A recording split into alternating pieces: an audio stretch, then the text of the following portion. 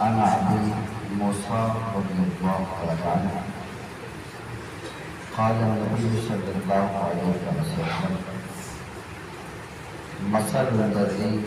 يذكر ربه والذي لا يذكر كمثل الحج والميت أو كما قال عليه الصلاة والسلام. نبی رحمت صلی اللہ علیہ وسلم کا فرمان عالیشان کہ اس شخص کی مثال کہ جو اللہ کا ذکر کرتا ہے، اللہ کی یاد میں رہتا ہے، اور وہ شخص کہ جو اللہ کا ذکر نہیں کرتا، اس کی یاد سے غافل رہتا ہے، فرمائے دونوں کی مثال کمثل الحی والمیت، جیسے مثال ہے زندہ کی اور مردہ کی، کہ جو اللہ کا ذکر کرنے والا ہے تو اس کو حی زندہ کے ساتھ تشبیہ دی گئی، اور جو اللہ کے ذکر سے غافل ہے تو اس کو مردہ کے ساتھ تشبیہ دی گئی۔ علماء کرام نے اس حدیث مبارکہ کے ساتھ اس کی تفصیل یہ بیان فرمائی کہ اس حدیث مبارکہ میں حی اور میت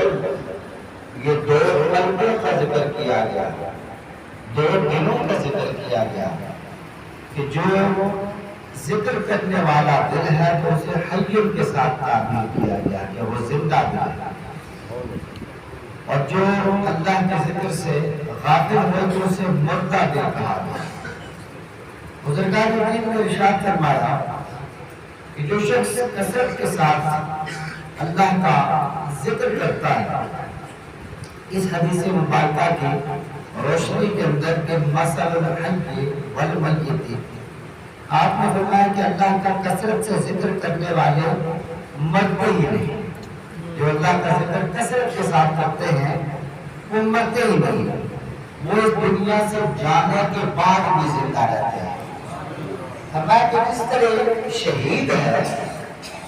کہ اللہ تبارک و تعالیٰ فرماتا ہے کہ بل احیاء ولکن لا تشعرون،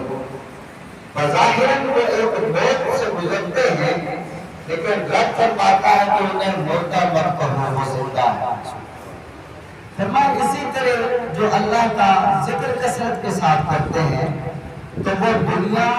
کے اوپر اس عالم اسباب سے جانے کے بعد بھی ایک حیات جاویداں کے ساتھ ہوتے ہیں۔ وہ حضرت عارف علوی رحمۃ اللہ تعالیٰ علیہ آپ نے فرمایا کہ نئی فقیری بیدے دریا مسلح پا اور آمن ہو،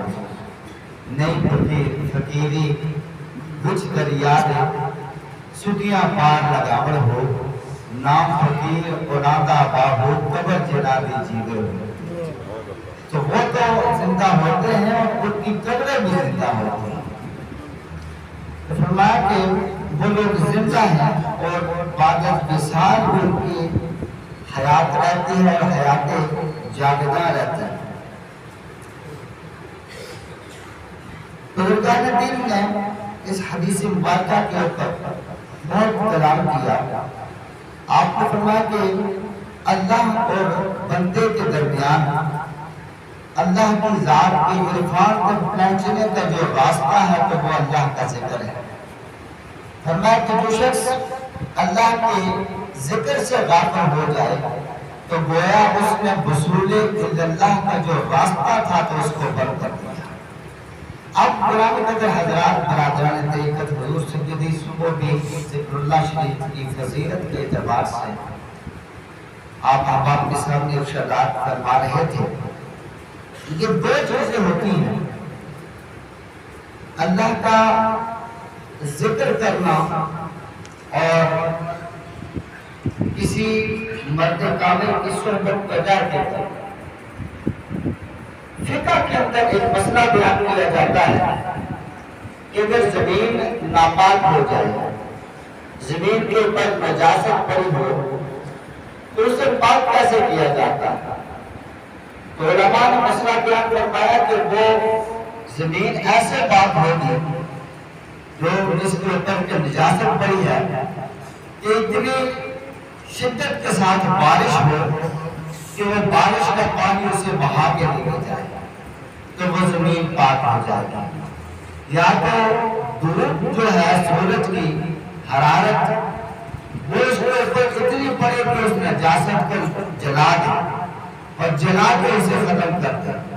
ان دو صورتوں میں وہ زمین پاک ہوتی ہے۔ تو اسی طرح بندہ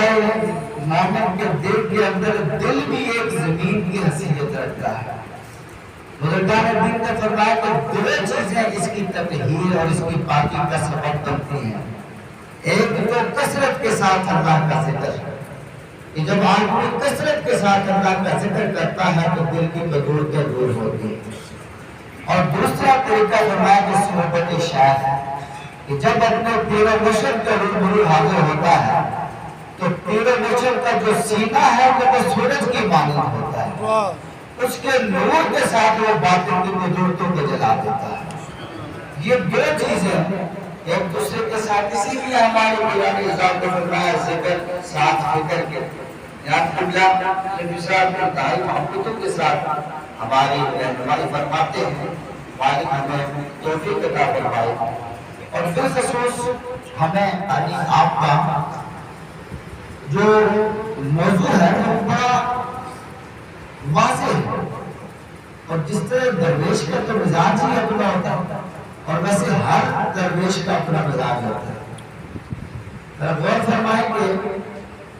اور ہر درویش کا مزاج کسی نہ کسی